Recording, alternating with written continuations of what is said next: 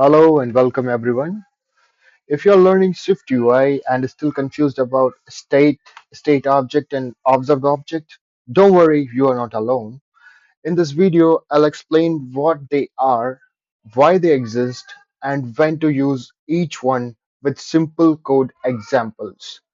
So I have created a dummy project. I've just means started the project. You get these two files from first. This is the entry point of my app, which contains the content view. We go to the definition and we see the content view right here. You can see the canvas view over here.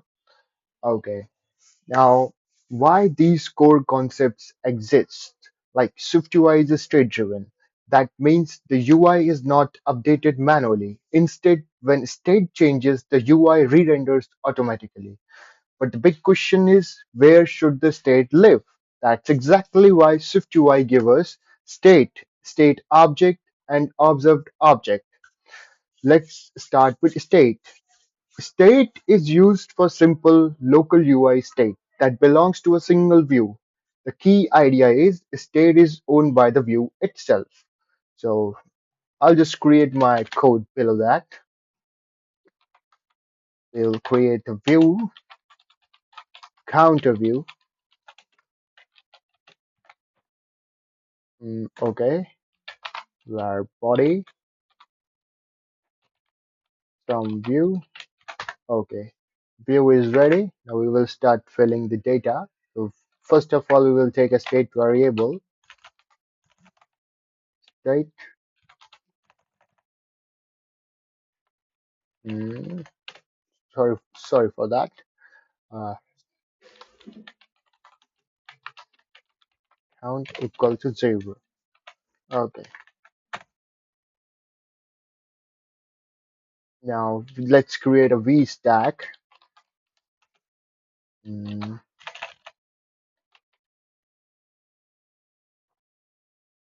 put some text, count. Okay, dot font, dot large title. No. I'll keep it simple. Just create a button, increment,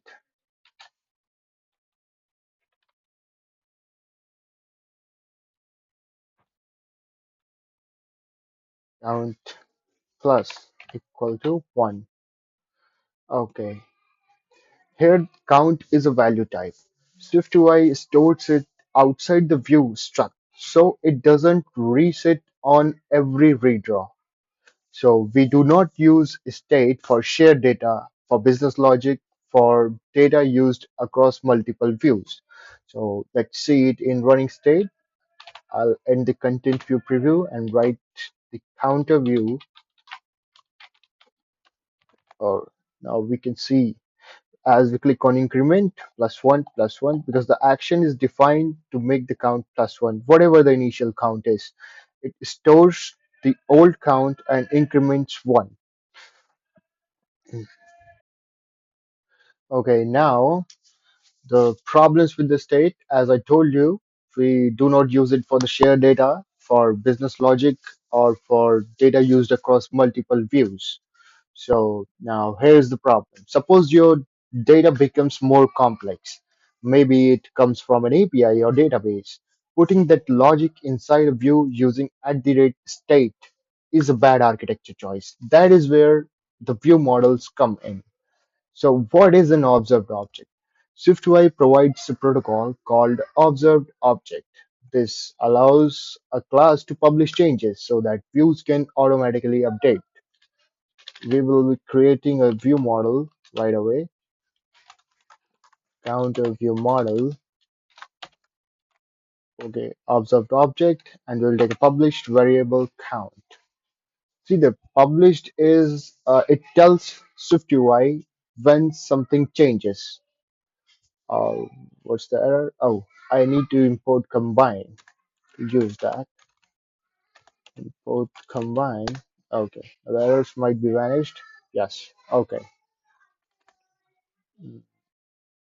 and this observable object, it can be observed by views, means the other views which in which you will use this view model, they can observe this class. Now the next part jumps in. What is the state object? Now let's talk about the state object. State object is used when this view creates and owns the view model. So, like we will create the owner right away. Struct parent view. Mm, we'll create a state object that owns the view model.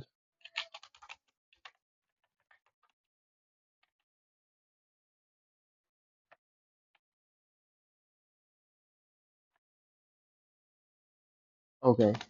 The first issue is because of the body. We'll resolve this issue. Okay. Body some view. Okay. We will do the same thing. You will take a v stack. We'll create count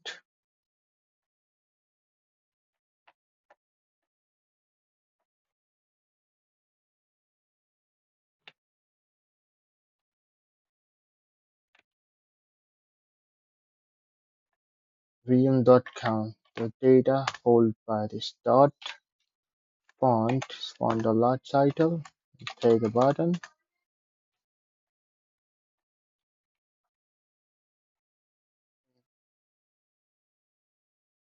and on the action we will write vm dot count plus equal to 1. Okay. So the state object ensures that this view model is created only once. Even if the view reloads, the view model will not reset. So never use state object in child views. Mhm. Now suppose this model is created somewhere else and you just want to use it. This is where observe object comes in. Okay, now we will take a child view,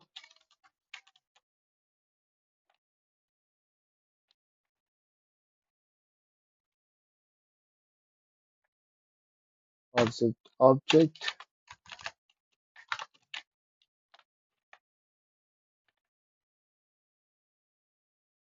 cannot found VM in scope. Oh, sorry, that will be a view.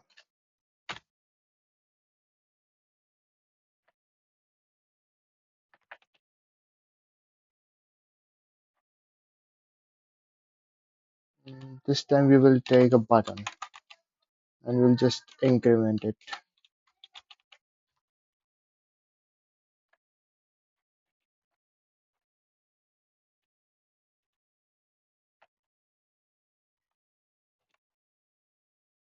Okay.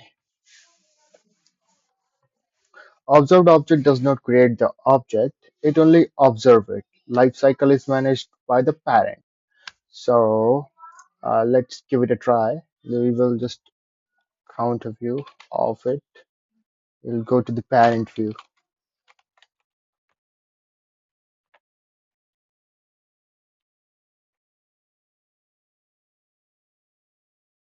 You see the same thing with the counters and what happens on the child view. Wait, I'll take the child view right away.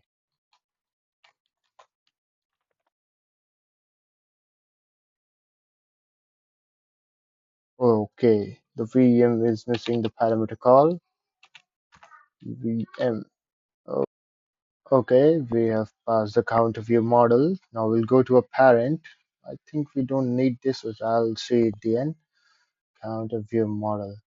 Okay, inside the v stack, we will make child view VM. VM. Okay, we will pass our own source of truth VM right away. Enter. Oh yeah, we got the three. We didn't need that for the preview because we called the second one right on the page. Okay. Now see, this is the source of truth. We call it the state object. Okay. And we just inherit the same property over here in the observed object. Now what will happen if I increment the first one? You see the increment on both the views instantly. Like increment. Either you increment for anyone, anywhere, like the any button. This button is the first one from the parent view, and the down one is from the child view. Whether you increment from the child view or the parent view, the increment goes on the both views at the same time. This is pure Swift UI. So I hope you might know when and where to use. Like we use the state when the data is simple and view specific only. Use a state object and the first screen where view model is created. At the first screen where the view model is created, right? The state object, yeah, it is the owner of the data, means the only source of truth. And we use the observed object in all child screens. Suppose you have a main page where you hit the APIs. Okay, and after that, you want to distribute the same data to four specific views on navigation. So that is the time where you use a state object to create a view model. So if you understand this, 70% of your SwiftUI state bugs disappear. Like and subscribe if this helped you. I'll post a real SwiftUI concepts weekly, I think so, and I'll take you to more advanced level. I will show you the same thing with navigation from the parent view to the child view in the next video. Thank you very much.